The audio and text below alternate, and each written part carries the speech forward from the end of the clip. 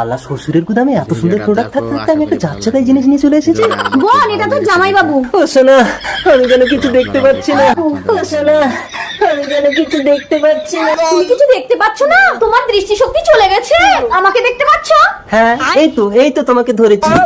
তুমি কিছু দেখতেই পাচ্ছ না। এবং তুই কিছু মনে করিস না, আসলে তো জামাই বাবু চোখে দেখতে পাচ্ছে না। ওগো, তুমি যখন এই পৃথিবীর আলো দেখতে পাচ্ছ না, আজ থেকে আমি ওই পৃথিবীর আলো দেখবো না। সারা জীবন চোখ বেঁধে রেখে তোমার কষ্ট অনুভব করবো। জামাই বাবু, দিদি মনে হয় আমি অপয়া, আজ থেকে তোর সব কাজ আমিই করে দেব। আরে শালি, তোমার দিদির কাজ সব ঘরের ভেতরে। কই গো, কই গেলে? আর 6 মাস হয়ে গেল তোমাকে আমি হাতে নাগালেই পাচ্ছি না। এই বোন, একটু দেখ না রে, তুই অন্য জামাইবাবুটা কোন দিকে গেল? এই বোন, তুই পেট এত ফোলা কেন রে? আমি কি জানি, জামাই বাবু তো বেলুনে হাওয়া দিয়েছে।